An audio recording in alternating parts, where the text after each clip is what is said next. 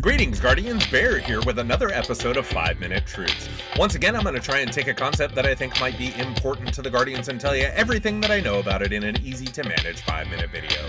Today's question: how can a spiritual awakening affect you personally? Hey there, Guardians. So once again, we're going to delve into this really broad concept of spiritual awakening with today's focus on how an awakening can affect you on a personal level. Now, there are two things that you should probably have a good grasp on before we get started today. And those are, first, this list contains all things that are beneficial to you in their own ways. I mention this because some of the things on the list might be, let's just call them less auspicious than others. See, when we're talking about the awakening process, we're talking about energetic and vibrational changes that are happening in your body. And those are neither positive nor negative in and of themselves. Those are just feelings that we can associate to symptoms that can happen during that process.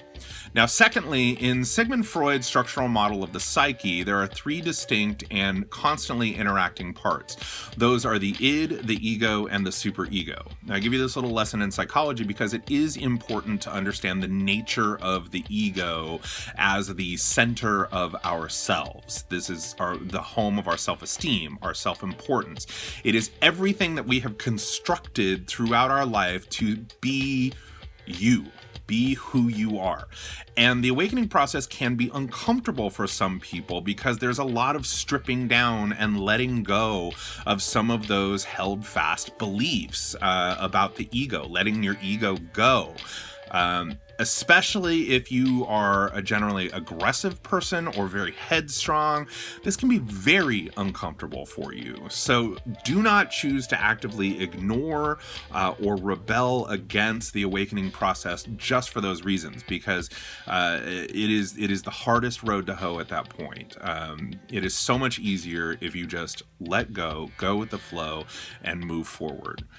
You might as well be trying to stem the tide. Now, sometimes these waves of energetic change can act like dominoes. Literally, as you topple the first one, which is easier to do than you think, the next one will help push and push and push. So don't fight the waves, just learn how to surf them. So ways that a spiritual awakening can affect you personally. You may feel a lot more wonder or curiosity about the world. Everything around you just seems more magical and beautiful. You may feel somehow that your life is somehow false or unfulfilled. A nagging dissatisfaction for what it looks like right now. A job that you may have loved for years just now seems tedious. You may desire to feel alone or separate yourself from friends or family. Especially as you raise your vibration, you will feel the disharmony of those around you, and you may shed friends or family and choose to sort of back yourself up into where you are much more comfortable. That is okay. You may become aware of your own negative habits. As the ego starts to subside, you might begin to become aware of your own flaws and negative habits. In fact, I've even felt physically bad while doing something that I know was disharmonious or going against my new vibrational level. You may experience anxiety or depression, especially as you shed these people from your life, those lost friendships. You can seem like you're very much alone, very much without support, and especially here at Guardians of Sacred Balance, that's what we're here for. We're here for support. Now, probably the best thing that can happen is that you will begin to love unconditionally. As you release these controlling habits from your ego, you will notice that you begin to share love without expectations, without conditions, and it is a truly wonderful experience to be able to let go and experience that for yourself. The bottom line, I think, is summed up fairly well in Georgie Y. Johnson's book, Non-Dual Therapy, The Psychology of Awakening, in which she writes, and I quote, "Awakening doesn't mean freedom from identification any more than it means the instant evaporation of the physical body. After awakening, identification simply has the possibility to become more fluid, less grasping, less likely to get caught in ideas, wants, needs, pretense, and self-defense. Identification happens in each moment of perception.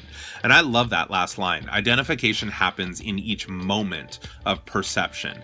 You'll hear spiritual folks talk a lot about living in the moment or being present in the moment. And I think what that last line tells us is if we keep ourselves unburdened by the past and unfixated on the future, then it allows us the freedom to present ourselves in the greatest and highest version possible.